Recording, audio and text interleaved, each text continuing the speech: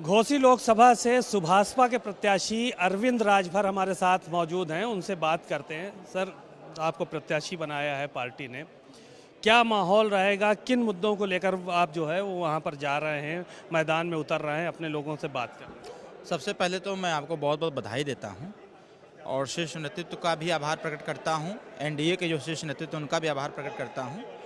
और घोसी लोकसभा से हमको प्रत्याशी बनाया गया है और सिर्फ पार्टी ने प्रत्याशी नहीं बनाया है, वहां की जनता ने हमको प्रत्याशी बनाया है। और लंबे समयों से हम लोग वहाँ काम भी करते रहे हैं, छोटी छोटी समस्याओं का निदान भी करते रहे हैं। वहाँ बहुत बड़ी बड़ी समस्याएं नहीं हैं, वहाँ छोटी छोटी समस्याएं हैं, जिन छोटी छोटी समस्याओं का समाधान करना नितांत आवश्यक है। अगर उन छोटी छोटी समस्याओं का समाधान कर लेंगे तो घोसी लोकसभा एक आदर्श लोकसभा के तौर पर देखते हुए नजर आएगा। वहाँ जिस प्रकार से बेरोजगारी है, जिस प्रकार से छोटे छोटे जो हम पिछली बार मंत्री थे तो हमने प्लान किया था कि मऊ में ब्लॉक स्तर पर हम छोटे छोटे लघु उद्योग को स्थापित करेंगे और उस लोकसभा के अंतर्गत आने वाले जो भी युवा वर्ग के लोग होंगे उनको कहीं बाहर जाने की कोई आवश्यकता नहीं होगी। और हमने एक आधारशिला रखी, उस पर काम भी हुआ और कहीं ना कहीं जो इंडस्ट्रियल एरिया थे वहाँ पर छोटे छोटे लघु उद्योग को स्थापित किया गया, लोग काम भी कर रहे हैं। विद्युत की बहुत बड़ी समस्या थी, तार जर्जर हो गए थे।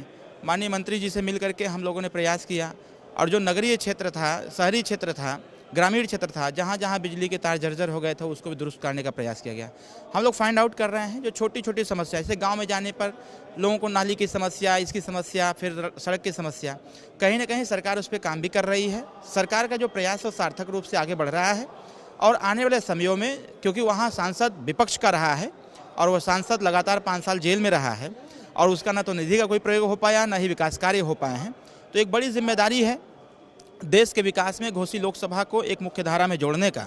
और हम प्रयास करेंगे कि वहाँ जो शिक्षा के क्षेत्र में जिस प्रकार से वहाँ मेडिकल कॉलेज की स्थापना होनी चाहिए, इंजीनियरिंग कॉलेज की स्थापना होनी चाहिए, पॉलिटेक्निक कॉलेज की स्थापना होनी चाहिए, मतलब पढ़ाई लिखाई के क्षेत्र में भी बच्चों को अवसर प्राप्त। ये देखा गया कि अभी उपचुनाव हुआ था घोसी का, उसमें आप लोगों ने बड़ी मेहनत की थी लेकिन जनता ने नकार दिया था और काफ़ी करारी शिकस्त हासिल हुई थी आप लोगों को। जनता ने नहीं नकारा था, वहाँ समीकरण ने नकार दिया था। अगर वहाँ बहुजन समाज पार्टी का प्रत्याशी जीत गया होता, लड़ गया होता, तो मेरा मानना ये था कि घोसी विधानसभा उपचुनाव में हमारे प्रत्याशी श्री दारा सिंह चौहान जी ही विजयी होते। अब इस नज़रिए से लोग देख नहीं पा रहे हैं। लोग बस एक चीज़ है कि आमने सामने लड़ाई हुई, इस प्रकार से जनता ने, अगर जनता नकारती तो 82,000 लगभग वोट हमको प्राप्त नहीं होता। तो कुल मिला जुला करके इस चुनाव को उस उपचुनाव से न देखा जाए, क्योंकि इस बार सारे लोग मैदान में होंगे, हम लोग भी मैदान में है, बीएसपी मैदान में होगी, सपा मैदान में होगी और जनता वहाँ परिवर्तन चाहती है, क्योंकि वो कहीं ना कहीं जो 5 साल पिछला बीता हुआ है देश की सरकार के कामकाज में जो वहाँ बाधक बना, वो बाधा टूटेगा और फिर से 2024 चुनाव में वहाँ एनडीए का झंडा लहरा करके देश के विकास से हम घोसी लोकसभा को जोड़ने का प्रयास करेंगे। शुक्रिया। अरविंद राजभर जी थे।